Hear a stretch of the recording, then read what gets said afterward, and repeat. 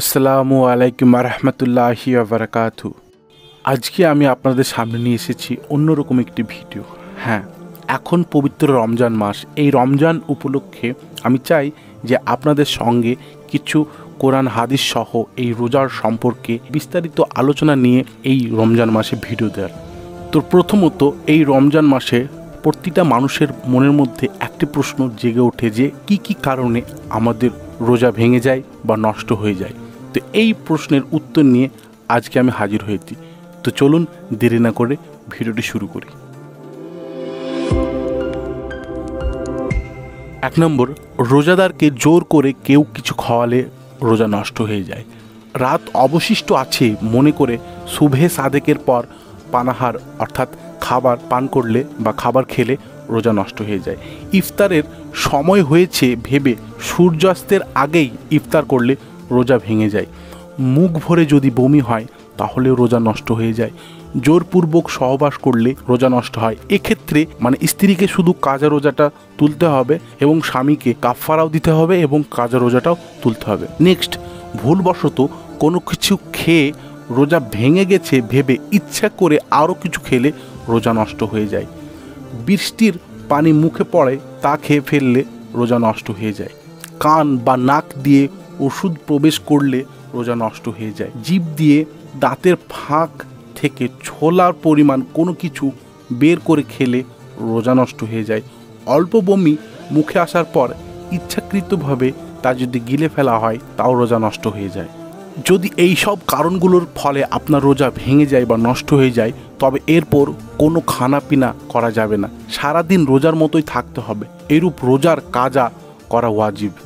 এবার আপনাদের অনেকের মনে আবারও একটি প্রশ্ন জাগতে পারে যে কি কারণে রোজা ভাঙা যায়, অর্থাৎ কোনো সমস্যায় পড়লে কি রোজা ভাঙা যায়, সেটা ইচ্ছাকৃত হোক বা অনিচ্ছাকৃত হোক। তো চলুন একবার জেনে নিই। প্রথমত, হঠাৎ ভীষণ পেট ব্যথা করলে যা ওষুধ সেবন ছাড়াই উপশম হওয়ার মতো নয়, সেক্ষেত্রে রোজা ভাঙা যাবে। সাপ বিচ্ছু ইত্যাদি কোনো বিষাক্ত প্রাণী দংশন করলে তার চিকিৎসার রোজা ভাঙার দরকার, সেক্ষেত্রে রোজা ভাঙা যায়।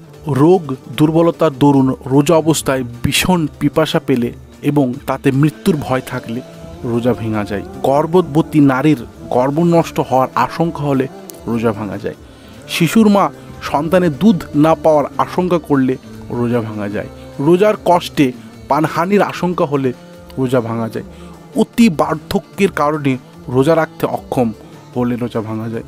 মুসাফির অবস্থায় রোজা রাখতে কষ্ট ও অসুবিধা বোধ হলে, স্ত্রী লোকেদের হায়েজ অর্থাৎ পিরিয়ড কিংবা নেফাস বাচ্চা প্রসব পরবর্তী রক্ত শুরু হলে, হায়েজের নিম্ন সময় 3 দিন, সর্বোচ্চ 10 দিন।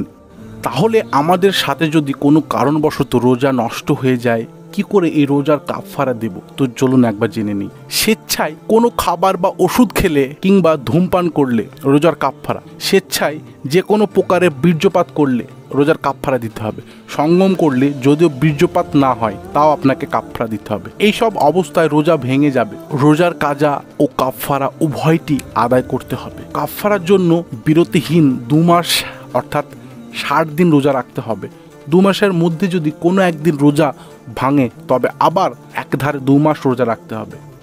আগের রোজা বাতিল হয়ে যাবে, কিন্তু এর মধ্যেই মহিলাদের হাইজ শুরু হলে আগের রোজা বাতিল হবে না। পাক হওয়ার সঙ্গে সঙ্গে আবার রোজা শুরু করতে হবে। টানা 60টি রোজা রাখতে হবে। অন্যত্র উপায় হচ্ছে, রোজা রাখার শক্তি না থাকলে 60 জন এতিম মিসকিনকে 2 বেলা বা একজনকে 60 দিন 2 বেলা করে তৃপ্তির সঙ্গে খাওয়াতে হবে, কিংবা 60 জন মিসকিনের প্রত্যেককে একটি করে সদকায়ে ফিতরের মূল্য দিতে হবে। তবেই আপনারা রোজার কাফফারা দিতে পারবেন। তো আশা করি এই রোজার কাফফারা বা রোজা নষ্ট হয়ে যাওয়ার বিষয় সম্পর্কে জেনে আপনারা সচেতন এবং সাবধান হয়ে যাবেন। ভিডিওটি ভালো লাগলে চ্যানেলটি সাবস্ক্রাইব করে একটি লাইক দিয়ে যাবেন এবং অন্যান্যকে জানানোর সুযোগ করার জন্য ভিডিওটিকে শেয়ার করে যাবেন। তো